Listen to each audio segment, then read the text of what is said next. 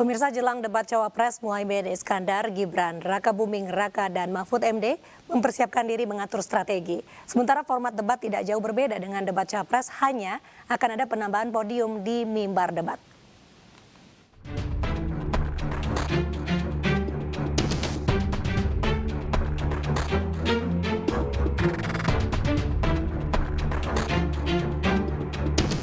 Jumat 22 Desember 2023, KPU akan menggelar debat calon wakil presiden pemilu 2024. Komisi Pemilihan Umum akan mempertahankan format debat calon presiden yang pertama untuk kembali digunakan pada debat calon wakil presiden. Ketiga cawapres yakni Muhaimin Iskandar atau Caimin, Gibran Rakabuming Raka, dan Mahfud MD diyakini telah mempersiapkan diri menyambut debat perdana cawapres. Sementara itu, format debat dinilai akan memberikan kesempatan lebih banyak kepada capres atau cawapres untuk mengungkapkan gagasan. Satu-satunya teknis debat yang diubah hanya penempatan podium untuk kandidat. Sekretaris TPN Ganjar Mahfud Hasto Kristianto berharap podium yang disediakan saat debat cawapres tidak disalahgunakan.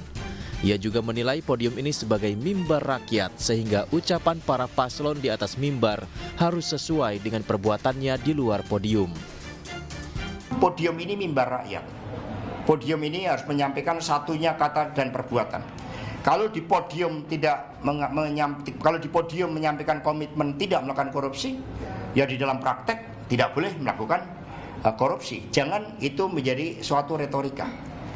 Jangan berkomitmen pada rakyat, tetapi ketika rakyat menghadapi kenaikan harga kebutuhan pokok rakyat, yang dilakukan Pak Prabowo malah menambah utang luar negeri sebesar 386 triliun untuk beli alutsista.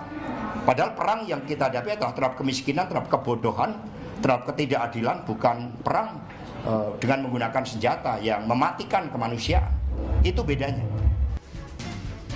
Pada debat cawapres ada 6 tema yang dibahas. Tema-tema tersebut adalah ekonomi kerakyatan dan digital, keuangan, investasi pajak, perdagangan, pengelolaan APBN APBD, infrastruktur, dan perkotaan.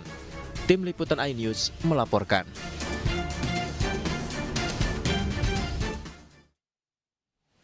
Satu hari jelang debat Cawapres, Komisi Pemilihan Umum memastikan format debat Cawapres tidak berbeda dengan debat Capres. Debat akan dibagi 6 segmen, pada segmen 4 dan 5 Cawapres akan saling mengajukan pertanyaan. Debat yang kedua, rangkaiannya sama dengan debat yang pertama, durasinya total 150 menit, di dalamnya yang full untuk debat, yang ditayangkan itu 120 menit, dan kemudian untuk 30 menit untuk jeda iklan. Pelaksanaan debat yang kedua juga masih sama dengan debat yang pertama, meliputi 6 segmen. Segmen yang pertama adalah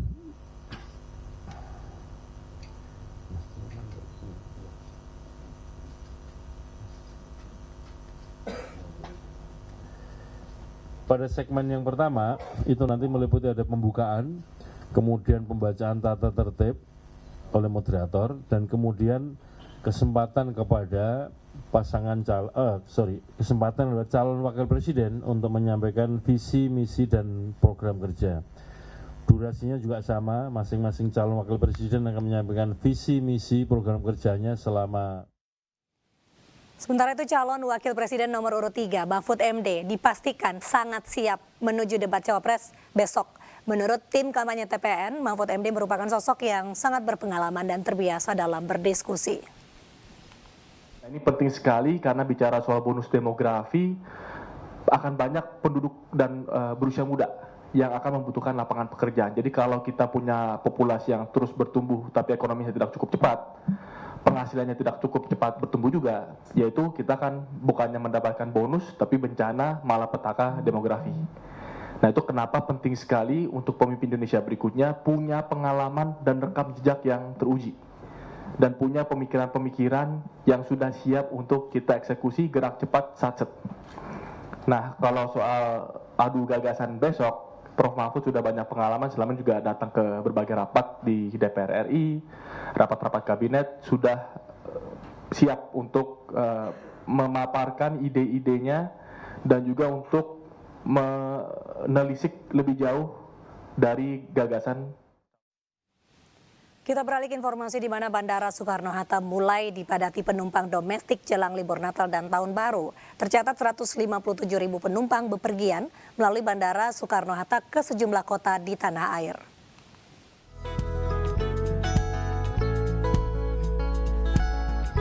Kepadatan penumpang terjadi di Bandara Soekarno-Hatta jelang libur Natal dan Tahun Baru. Para penumpang memilih libur lebih awal guna menghindari lonjakan penumpang.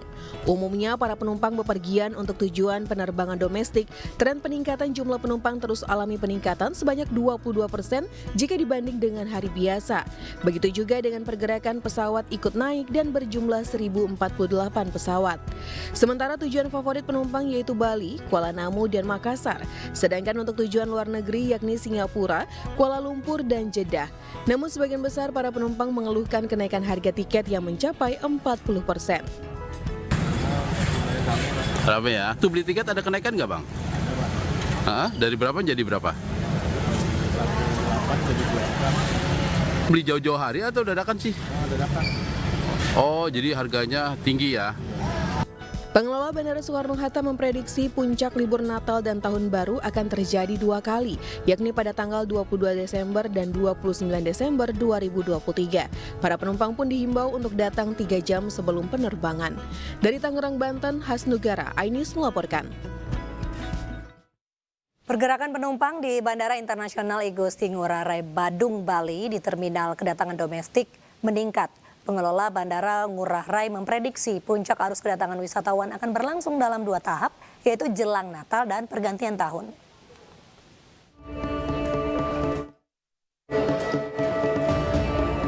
Bandara Internasional I Gusti Ngurah Rai Badung, Bali dipadati ribuan wisatawan domestik jelang libur Natal dan Tahun Baru.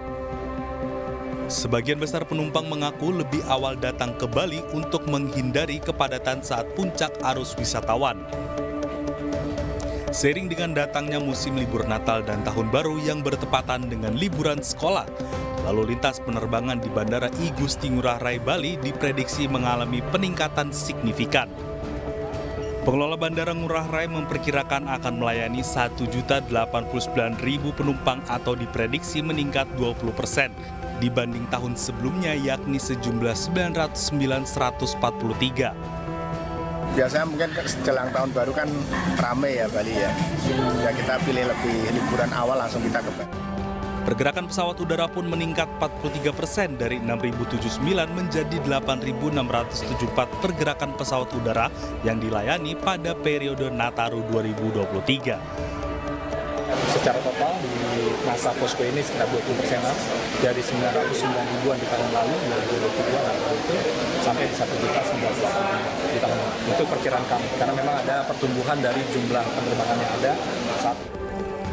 Berdasarkan data kinerja operasional Bandara I Gusti Ngurah Rai hingga bulan Desember, terdapat 18 rute domestik berjadwal yang dilayani 11 maskapai dan 29 rute berjadwal internasional yang dilayani oleh 34 maskapai. Dari Badung, Bali, Bagus Alit, iNews melaporkan.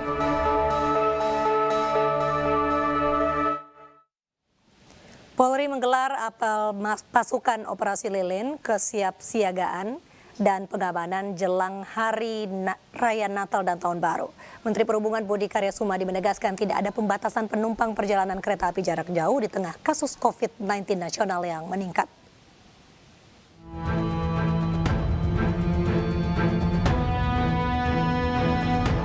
Polri menggelar apel kesiapan siagakan dan pengamanan jelang Hari Raya Natal dan Tahun Baru. Menteri Perhubungan Budi Karya Sumadi turut hadir guna memperkuat kinerja petugas. Dengan menggandeng tim SAR serta petugas kepolisian, TNI dan PT KAI memberikan pembekalan penyelamatan penumpang jika terjadi insiden. Melalui simulasi, petugas harus siap siaga menghadapi situasi darurat seperti gerbong kereta terbakar hingga upaya penyelamatan penumpang. Menhub juga memberikan apresiasi kepada pihak KAI atas pencapaian pemenuhan fasilitas, serta meminta petugas bekerja maksimal, jujur, dan ikhlas. Minta teman-teman di lapangan bekerja dengan jujur, dengan hati, sehingga layanan yang selama ini sudah bagus, tambah baik. Nah. Budi Karya juga menegaskan tidak akan melakukan pembatasan perjalanan kereta api jarak jauh selama momen Natal dan Tahun Baru. Di tengah lonjakan kasus COVID-19 nasional, para penumpang diimbau memakai masker dan menerapkan protokol kesehatan. Dari Jakarta, Raniston Sanjaya, iNews melaporkan. Presiden Joko Widodo meletakkan batu pertama pembangunan Rumah Sakit Umum Pusat di Ibu Kota Nusantara di Penajem Pasar Utara, Kalimantan Timur. Saat ini ada 4 rumah sakit yang dibangun di IKN, 3 diantaranya milik swasta. Resmi saya nyatakan dimulai. Presiden Joko Widodo kembali ke Ibu Kota Nusantara di Penajem Pasar Utara, Kalimantan Timur untuk melakukan peletakan batu pertama Rumah Sakit Umum Pusat atau RSUP. Dengan pembangunan RSUP, kini total terdapat 4 rumah sakit di IKN yang dibangun, 3 diantaranya merupakan rumah sakit swasta. Jokowi menerangkan pemerintah menerima banyak komitmen pembangunan rumah sakit di Ibu Kota Nusantara. Saya nggak tahu di Ibu Kota Nusantara ini kok berbondong-bondong orang mendirikan rumah sakit. Ini nanti mestinya kalau sudah jadi semuanya, tidak ada lagi masyarakat kita yang pergi ke Malaysia, ke Singapura, ke Jepang, ke Amerika, untuk kesehatannya. Rumah sakit pemerintah yang mulai dibangun ini akan terkonsentrasi pada penyakit jantung dan stroke.